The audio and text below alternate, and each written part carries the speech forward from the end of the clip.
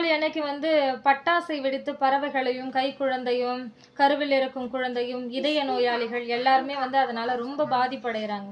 பட்டாசுகளே வந்து தயாரிக்க கூடாதுன்னு யாரும் சொல்லல. காதுகளை கிழிக்காத பட்டாசுகளா இருந்தா நல்லா இருக்கும். அதிகப்படியான சத்தம் வந்து நம்மள விட சின்ன சின்ன உயிரினங்கள்லாம் வந்து அதால வந்து அந்த சவுண்டு தாங்க முடியாது இல்லையா? ரொம்ப கஷ்டப்படுங்க. அதனால தீபாவளி அன்னைக்கு காதுகளை கிழிக்காத பட்டாசுகளை தயாரிச்சா ரொம்ப நல்லா இருக்கும். தீபாவளி தீப ஒளியா தான் இருக்கணும். அது வலி கொடுக்க கூடாது. தீபாவளின்றது ஒருத்தவங்களை பலி கொடுக்குற அளவுக்கு இருக்கக்கூடாது இல்லையா? ஆனந்தத்தை தான் கொடுக்கணும். அதனால தீப ஒளியா தான் இருக்கணும். தீபாவளியா இருக்கக்கூடாது. இயற்கைக்கும் பிரபஞ்சத்திற்கும் நன்றி. இது அண்ட சராசரத்தை ஆட்டி படைக்கும் ஏக இறைவன். ஈசனின் சட்டம் செக்ஷன் 42. இது அரசியல் சட்டம். மனிதன் காற்றுக்கு செய்யும் குற்றம்.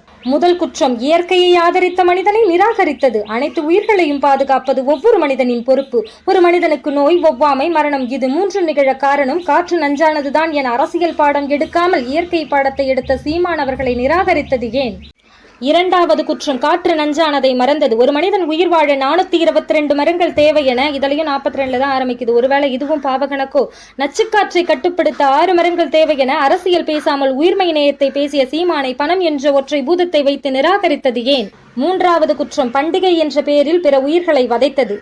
தீபாவளி என்கின்ற பேரில் பட்டாசை வெடித்து பறவைகளை பதறவிட்டாய், கைக்குழந்தையும் கருவில் இருக்கும் குழந்தையும் நடுங்க விட்டாய், இதய நோயாளிகளை துடிக்க விட்டாய்.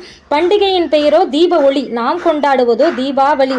தீப ஒளியை விட்டுட்டு தீபாவளியை பிடிச்சுக்கிட்டோம். அதனால்தான் பிற உயிர்களுக்கு வலிக்குதோ?